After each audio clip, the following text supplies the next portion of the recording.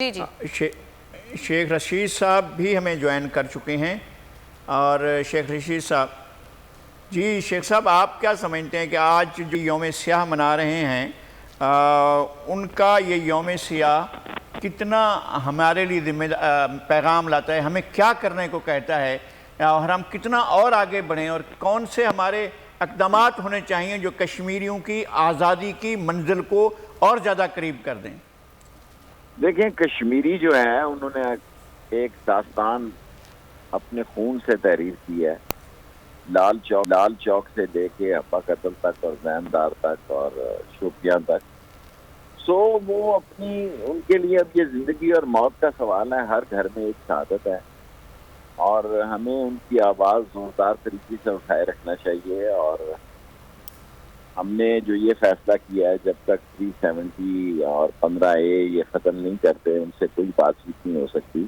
اور اگر اس خطے میں کشمیر کا مسئلہ حل ہو جائے تو ساری دنیا میں ایک امن کا پیغام جائے، اور کشمیری جو ہیں وہ اپنی جدوجہد سے اپنے آپ کو زندہ رکھے ہوئے ہیں اور زندہ رکھیں گے، چاہے کوئی اس کے ساتھ رہے یا ان کے ساتھ نہ رہے۔ لیکن شیخ صاحب، کشمیری تو اپنی جدوجہد کر رہے ہیں، لیکن کشمیری پاکستان کی طرف بھی دیکھتے ہیں، پاکستان کو مزید کیا اقدامات کرنے کی ضرورت ہے؟ دیکھیں، پاکستان کو اور بین الاقوامی اداروں میں منسٹری آف فارن افیئر کا کو زیادہ زوردار طریقے سے مہم چلانی چاہیے، اور زیادہ جیسے آج آپ انڈیا میں پروگرام کر رہے ہیں، دنیا میں انٹرنیشنلی اس پہ جو ان پہ غضب ڈھایا جا رہا ہے، جو ان پہ ظلم و تشدد ہو رہا ہے، جو ان کی لاشیں گر رہی ہیں، تو یہ ساری چیزیں میڈیا بہت بڑا اسٹرانگ ویپن ہے، اس میں زیادہ سے زیادہ اس کو نشر ہونا چاہیے، اور ان کی آواز جو ہے دنیا کے ایوانوں میں پہنچنی چاہیے تاکہ ان کے جدوجہد آزادی کو کامیابی حاصل ہو۔ شیخ صاحب، دنیا میں 7-8 جو بڑے مراکز ہیں وہاں پر ہماری ایک مستقل ڈیسک قائم کرنے کی تجویز ہے کہ جو روزانہ کی بنیاد پر دنیا کو بتائے کہ کشمیر میں کیا ہو رہا ہے۔ New York, Washington, Brussels, Paris, London, Beijing اور ماسکو میں ہماری ایک مستقل وہاں ہونی چاہیے۔ روز کی بنیاد پر جو ہے وہ ہمیں لوگوں کو آگاہ کرنا چاہیے کہ کشمیر میں کیا ہو رہا ہے، اور وہ تمام پکٹوریل چیزیں بھی اور تمام دستاویزی ثبوت کے ساتھ ہم دنیا کے سامنے رکھیں، اور ان ممالک میں ہم رائے عامہ کو ہموار کریں، اور ہم یونائٹڈ نیشن کو بار بار اس کا دروازہ کھٹکھٹائیں اور سیکورٹی کونسل سے کہیں بھائی اس مسئلے کو، دنیا کے تمام مسائل آپ دیکھ رہے ہیں حل کر رہے ہیں۔ تیمور جو ہے وہ آزاد کیا آپ نے، اور جنوبی سوڈان کو آپ نے کیا، کروشیا کا مسئلہ آپ نے حل کیا، جیسے غزلہ بھی بتا رہی تھی۔ تو یہ ان بڑے مراکز میں اگر ہماری موجودگی ہو اور روز کی بنیاد پر ہو تو اس کے نتائج کیسے ہوں گے؟ بہت اچھے ہوں گے۔ آپ کی درست ایڈوائزر فارن آفس کو آپ کی ایڈوائز کو سننا بھی چاہیے اور اس پہ کام بھی کرنا۔ ٹھیک ہے شیخ رشید صاحب، بہت شکریہ آپ کا۔ شیخ رشید صاحب ہمارے لغاری صاحب، شیخ صاحب تو یہ بات کر رہے تھے کہ مزید ہمیں اقدامات کرنے کی ضرورت ہے، اور جو دفتر خارجہ ہے ان کو ضرور یہ ایڈوائس سننی چاہیے، لیکن کیا وجہ آپ کو لگتی ہے اس کی کہ اس طرح سے کنسسٹنسی نظر نہیں آتی جس طرح کی کنسسٹنسی کشمیری چاہتے ہیں کہ پاکستان کے موقف میں ہو؟ کشمیری ہی نہیں چاہتے، ہم بھی چاہتے ہیں۔ جی، یہ ہمارا مسئلہ ہے، کشمیر کا مسئلہ تو کشمیری عوام ہیں وہاں بھگت رہے ہیں، لیکن وہ ہمارے دل سے قریب ہے۔ کشمیر ہمارے لیے تو قطعی طور پر ایسا ہے کہ ہماری زندگی اور موت کا مسئلہ ہے۔ کشمیر کے بغیر جو ہے ہمارا وجود نامکمل ہے۔ قائد اعظم نے اس کو شہرک، اگر شہرک کسی کے پاس نہ ہو اور دشمن کے قبضے میں ہو تو ہم کتنی دیر زندہ رہ سکیں گے؟ یہ بڑی بات ہے کہ کشمیریوں نے اپنی شمع جلائے رکھی، اپنے خون سے، اپنے لہو سے۔ اب ہمیں ان کے ساتھ اور آگے بڑھ کر ان کی حتمی، فائنل، قطعی آزادی کے لیے ان کے ساتھ کھڑے ہونا چاہیے۔ اور وہاں پر جو ہمارے پرچم لہرائے جاتے ہیں، جو لوگ دشمن کے سامنے کھڑے ہو کر پاکستان زندہ باد کے نعرے لگاتے ہیں، ہم ان کو کیا وہ کریں؟ ہم ان کا اور کتنا ساتھ دیں؟ ہماری صرف اخلاقی مدد ہوتی ہے، سفارتی مدد ہوتی ہے، لیکن اس کے ساتھ سفارتی مدد کو اور زیادہ بڑھانا چاہیے۔ دنیا کے کونے کونے میں ہمیں جا کر بات کرنی چاہیے کہ کشمیر میں یہ ہو رہا ہے، کشمیر میں ایک ایک واقعہ رپورٹ ہونا چاہیے۔ ہزاروں داستانیں ہیں جو لکھی جانی چاہیے، لوگوں تک پہنچانی چاہیے، ایک ایک خاندان کے ساتھ کیا ہوا وہ ساری داستانیں موجود ہیں، ہمیں دنیا کو بتانا چاہیے۔ صحیح، ٹھیک ہے۔ ترجمان دفتر خارجہ زاہد حفیظ چودھری صاحب سے بات کرتے ہیں۔ زاہد حفیظ چودھری صاحب، پاکستان کا یہ موقف ہے کہ جب تک کشمیر کی خصوصی حیثیت بحال نہیں ہو جاتی تب تک بھارت سے مذاکرات نہیں ہو سکتے۔ پاکستان بار بار مودی حکومت کے اوچھے ہتھ کنڈے دنیا کے سامنے بے نقاب کرتا رہا ہے، لیکن پھر بھی کوئی خاطر خواہ نتائج سامنے نہیں آ سکے، ایسا کیوں ہے؟ وہاں ڈیلی بیسس کے اوپر ایکسٹرا جوڈیشل کلنگز ہو رہی ہیں۔ سنس 5 اگست 2019 400 سے زیادہ کشمیریوں کو شہید کر دیا گیا۔ صرف اس سال میں جب ہم بات کر رہے ہیں 2021 میں 105 سے زیادہ کشمیریوں کو شہید کر دیا گیا۔ ہزاروں کشمیری نوجوان آج جیلوں میں بند ہیں اور بہت سارے نامعلوم جو ہے وہ مقامات پر جیلوں میں، ان کی فیملی کو بھی معلوم نہیں ہے کہ وہ کہاں ہیں۔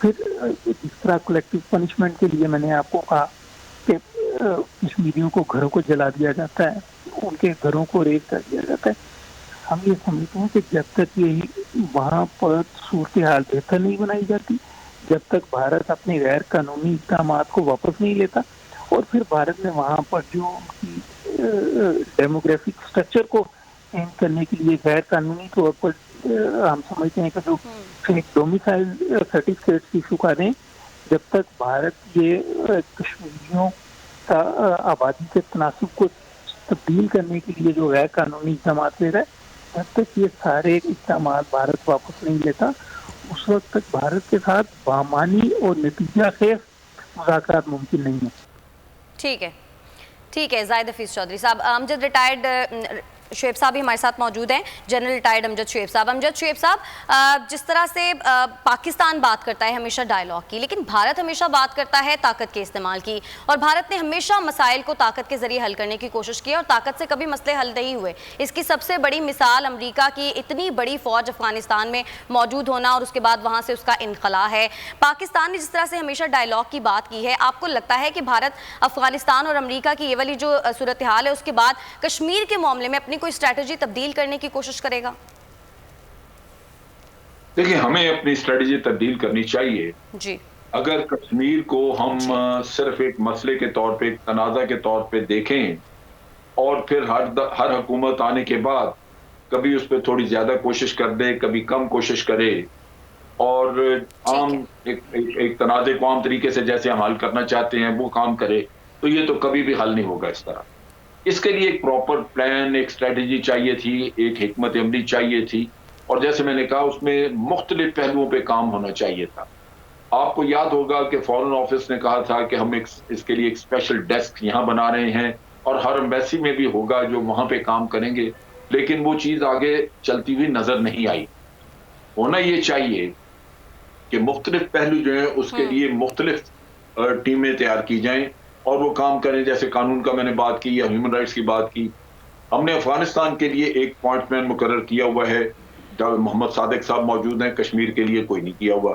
ہمیں اس کے لیے بہت کچھ کرنے کی ضرورت ہے جو کہ بالکل علیحدہ ڈیڈیکیٹڈ ہو، جو صرف کشمیر کے لیے کام کرے۔ ایک چیز ذہن میں رکھیے کہ جب سے 1971 کی جنگ کے بعد یہ طے ہوا شملہ معاہدے کے تحت کہ ہم بات چیت کے ذریعے دونوں ملک آپس میں کریں گے، وہ فیل ہو چکا ہے۔ ہمیں دنیا کو اور یونائٹڈ نیشن کو یہ بتانا چاہیے کہ ہم ناکام ہو چکے اس کام میں، ابھی آپ کو کرنا ہے کچھ، تو یہ یونائٹڈ نیشن کے کھاتے میں ڈالنا چاہیے۔ ساتھ ہی موجود رہے گا غزالہ حبیب صاحبہ، ٹائم کیونکہ تھوڑا سا شارٹ ہے میرے پاس، بتائیے گا، ہم نے بہت کوشش کی، پاکستان نے اپنی طرف سے بھرپور کوشش کی، لیکن اس کے باوجود بھارت کو پریشرائز کرنے میں پاکستان ابھی تک ناکام ہے، اس کی آپ کو کیا وجہ لگتی ہے؟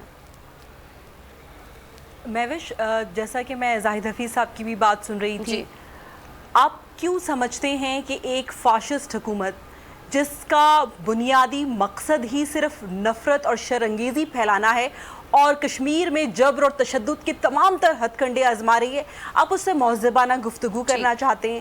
ایسا نہیں ہو سکتا، آپ کو جارحانہ حکمت عملی اپنانی ہوگی۔ اور جس طرح زاہد حفیظ صاحب بات کر رہے تھے کہ اس مسئلے کے قانونی پہلو ہیں، سفارتی پہلو ہیں، تو آپ کیوں نہیں انٹرنیشنل کورٹ آف جسٹس میں اب تک گئے کہ جو انڈیا نے غیر قانونی طور پہ آرٹیکل 370 اور 35A کو ریووک کیا؟ آج کشمیر کی ساری حریت قیادت جیل میں ہے۔ آپ شبیر شاہ کو دیکھیں، یاسین ملک، آسیہ اندرابی، گیلانی صاحب اس پیرانہ سالی میں ہاؤس اریسٹ ہیں۔ کون سی ایسی قربانی ہے جو کشمیریوں نے نہیں دی؟ ہمارے جوان بھائیوں کے لاشیں اٹھے، ہماری بہنوں کی عصمتیں قربان ہوئی، ہمارے بچے در در رل گئے، ہماری معیشت تباہ ہوئی، اور دنیا ہم سے کیا چاہتی ہے؟